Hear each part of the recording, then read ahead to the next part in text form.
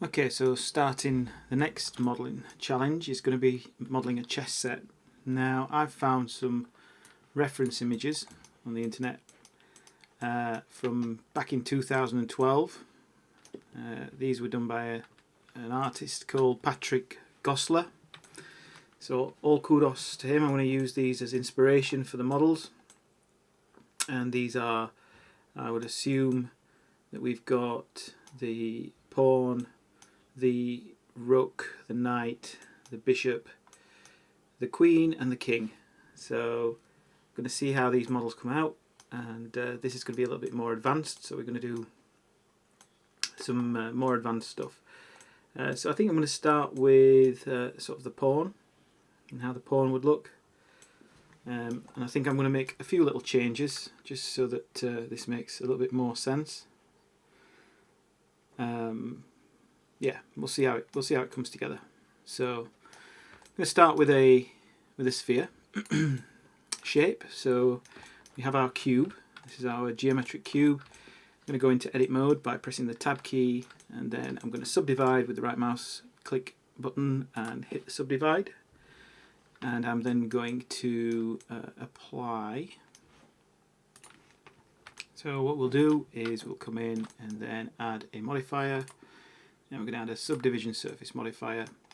And what I'm going to do is I'm going to select some of these points just in here on the bottom. So I've got all those sort of 6 sides covered, and just press S to scale those out.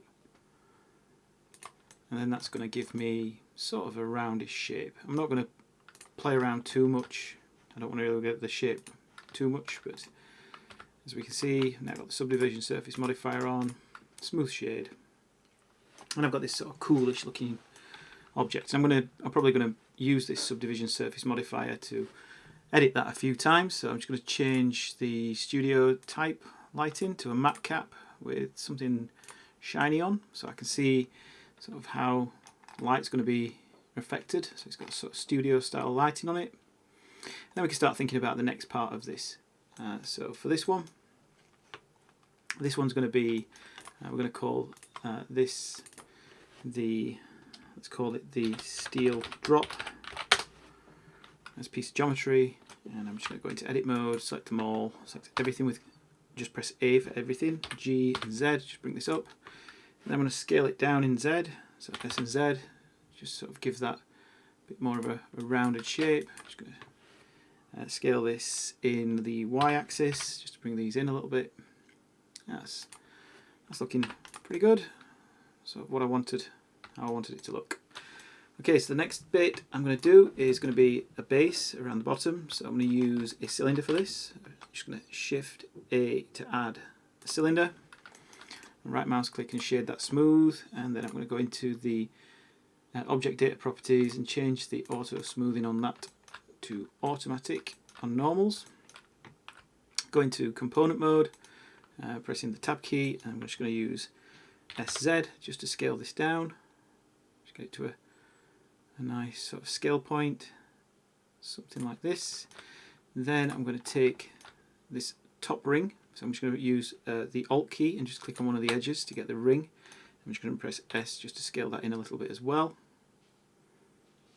And I'm actually going to press Ctrl R to add a loop cut just somewhere near to the base of this, and press S just to scale that loop cut out a little bit, just to give me a little bit more geometry. So that's my base. Okay, so this is the base, and then this is the object. Let's put this base on the actual plane it's sitting on. So select the object, go into tab mode, and then let's use A to select everything, G and Z. Just bring that up and just sit that on the ground plane. Excellent. Go into object mode. Let's bring this object down. So go into edit mode. Select everything with A, and press G and Z. Just bring this down until it sits on that base. So this is our first model, and it looks like that model is done. Now, for these next ones, it looks like each one of these is meant to be sort of an individual sort of strand in itself. This one's got 4, this one's got 3, this one's got 3 by the looks of it. and it sort of like holds this this steel in there. So let's make the next one from this first one. So we've got the let's use the cylinder. Let's call this the base, and this is steel drop. I'm going to create a new collection just to organise this, and I'm going to call this one the what should we call this one? Alright, so let's call this first one pawn, and I'm going to drag in the base and let's get these two, drag those in. So now there's my first one. I'm going to duplicate this, so I'm just going to go into here, duplicate collection. I'm going to call this next one the rook.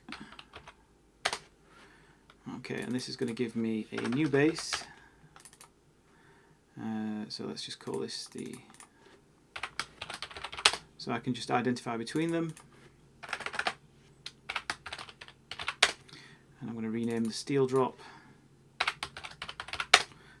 and steel drop. So what we're doing is we're giving these objects individual names. Let's hide this top one. So we can select this one, and I'm going to make this sort of a bit higher, a bit taller from this. So let's just take the object, select everything, and press the G and Z key just to move this up.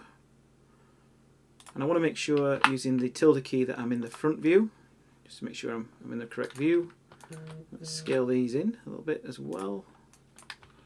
Scale these, so let's just make sure we're in our orthographic view to get this right. S and Z, let's bring that down. So this is now going to be where we're wanting to get our object. We're going to just give it a little bit of, just a bit off the ground, because this was actually a little bit higher. And what I'm going to do is I'm going to create a sort of a leaf point, but I'm going to create it from the base. So let's go into the base mode, go into edit mode, and what I'm going to do is I'm going to select this ring, and I'm going to press I to inset that ring, and I'm just going to create a ring around where I want it to sort of be. Somewhere like here would be probably good. And press Ctrl R, and I'm going to create a second ring just around the outside edge. So I'm going to use this as the point at which I get my new geometry. So just to make this easy, I'm going to press the period key on the number pad. That just allows me to center it. And then I'm going to work out how many of these I want. So I want 3 of them. So I've got about usually got 32 when we add a new piece. We usually get 32 in there. So I want to select some pieces to create this from. Let's have a look at this. So let's take say these 4. So we're going to take these 4 faces. So I'm going to select this one and this one. That should give me that one. And then I'm going to take this Shift, select, Shift, Control select, Shift and Control select. So those are the pieces I want. I'm going to press Shift D and then right mouse click to deselect any movement, and then I'm going to press P and to separate by selection. So what we've now got is we've got these are going to be the, we'll call these the rook. Let's call these the petals for the rook. Okay. So I'm now going to extrude these out, and I'm going to create some sort of like this sort of geometry that I want to come out of here. So extrusions are done with E. We've watched the other video. So if we go into tab mode, select everything and press E, we can see that the extrusion comes straight up, and we can see how high that extrusion wants to be. So let's say it's about 1.9, and how many divisions we put into this then is going to be how we sort of work out what this will look like. So what I actually, while I'm looking at this, I only probably need to build one of these, and then I just need to duplicate that around to make the other shape. So let's get this first one done. So let's go Control R and just roll this up maybe 3 times, and then I'm going to go into to our vertex mode, and I'm going to scale with S. I'm just going to scale this down to create the sort of the top of this this shape. and then I'm going to scale the next section down. So I'm going to press S, just scale that one down a little bit, and then the next one. I managed to catch one of these, so just undo, press it again, S, and then I'm going to select the bottom ones. So I'm going to select this one, press S just to scale in, and then the last one, press S to scale in again. So that's sort of given us the right sort of shape that we want. Next I'm going to bend this around, so I'm just going to go into this mode. I'm just going to select these vertexes here, and you can see that as we were scaling that, we've actually lost some of the width. So I'm going to press S and X just to scale those in to keep the consistency where I can. S and X just to bring those in, and the rest should be okay. I'm going to select this middle section, and I'm going to press O, which brings on my proportional editing tool, and then I'm going to press G. I get this circle that I can use, that I can middle mouse drag select, and that's going to affect the other vertexes around it. So something like this should work quite well. Let's get this into a sort of right shape. That'll give us the sort of right shape. Then I'm going to press O to get rid of that, and I'm going to move these vertexes in by eye. Maybe adding another control point in there. I'm just going to press R to rotate that by camera so I can see that, and then let's just press SX first to bring that in, and then R just to rotate that around, then G just to give that extra bit. We're going to use the R tool, the rotate tool, just to sort of make some of these look a little bit more deformed, more in the sort of shape where they want to be. G key, let's bring that up there. Okay, so let's have a look at what that looks like. That looks pretty cool, so let's just see what that looks like in the window. And what I'm going to do is I'm going to select this object, and I'm actually going to apply a subdivision surface modifier just to see what that looks like. I might need to make it a little bit wider, so you can see I do. Let's go back, get the right shape, and I'm actually going to select all of those other vertexes. So let's go into edit mode, select these vertexes, and I'm just going to press X and delete the vertices. So I'm just going to be working on this one, and then I'll just duplicate this around. So let's do that now. So what I'm going to do is I'm going to let's make this a bit wider. That's what we said we were going to do. So we're just going to use the scale in Y just to make that a little bit wider. Move it down the bottom as well, and then we can have a look at that, and we can see that that's looking pretty good. And if I go into my lit mode, rendered mode, I can see that that's working as well. I can see that this probably needs these points working with as well, because we've still got a little bit of squaredness going on. So I'm just going to scale those independently. That'll give me more of a spherish shape. There we go. Perfect. Alright, so that's looking pretty good. Let's just turn on our ambient occlusion inside Eevee. Let's make sure we can see this. Yeah, it's looking okay. So that one looks alright. We may want to move this down a little bit now to get to the right point. And let's make sure that this is in the right point as well. So we'll just select this, just R, rotate that around. So we didn't get them all. So let's just go into wireframe and press R. And then we use the G key just to bring this into the bottom of here. So just bringing these in a little bit closer. Now we've got the modifiers in place. Somewhere like this. Should be fine.